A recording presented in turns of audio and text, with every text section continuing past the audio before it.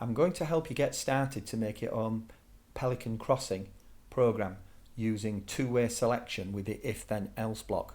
So in this example, this finished example, what happens if I click the green flag, then my person is red, and when I press the space bar and hold it down, then they go green. As soon as I let go, they go back to red, like that. Okay, so we're going to see if you can make something like this. So the first thing that you'll need is an image of a person like this that you can use.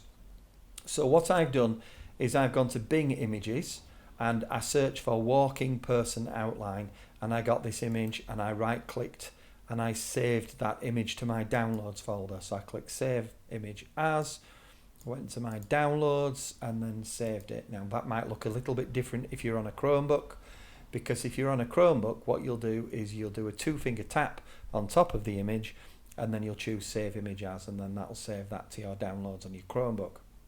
So the next thing that I'm going to do is come along into Scratch and start a new project. So I can name this, give it a name, Pelican Crossing. And then what I'll do is I'll delete the cat. So I'll come down here, click on the bin and get rid of the cat. The next thing I'm going to do is to bring in this picture of the walking person outline. So I move over this and then go up to upload sprites at the top, and then I'm going to look through my downloads to see if I can see this picture of this walking person, and there they are. So I click it and I click open and it brings this picture in. Now obviously they're the wrong colour, so I'm going to go to my costumes tab over here and I'm going to make two costumes, one green and one red. So I'm going to click on my costume here and I'm going to choose the colour that I want. So I think I'll make this one green. There we go. And click the bucket tool and then just click on all the parts of the costume, and then that image is coloured in. What I want to do now is make a second costume that's red. Before I do that, I'm going to change this name of this costume from walking 1 to green. So this costume's called green. So now I need another copy of this. So what I'm going to do is come over here and right click, or on a Chromebook two-finger tap, duplicate, and then I'm going to change one of these to red. Doesn't matter which one. So I'll go up here, change the name to red, and then go find a red colour. So that's good. And paint bucket tool. And so I've got two costumes, one called red and one called green. I'm just going to give you a few pointers and things that you need to think about.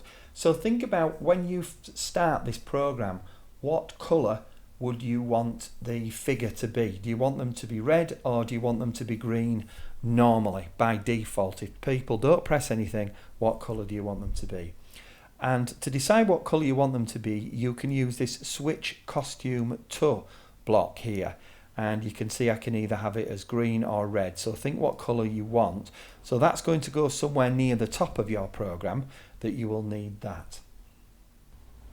Now of course we need to use an if then else block. So if I just get an if then else block on, we can start to think about this as well. Now I hope you noticed I'm not showing you what order that they go in. This is for you to work out. So if something happens, now I'm probably going to have, if somebody presses a space key or if somebody presses some kind of key, we want one colour to be here. We want the one costume to be there, either green or red. And then if nobody presses anything, we want it to go back to being the other colour. So this is why the if then else block is quite important, because it says if you do something, this is what happens.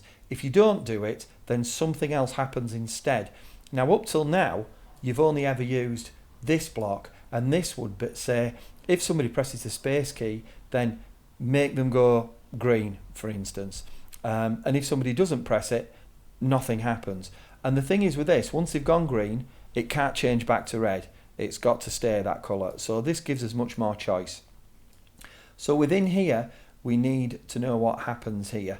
So if somebody presses a certain key, it will go one colour, and then if they don't press it, it will go another colour.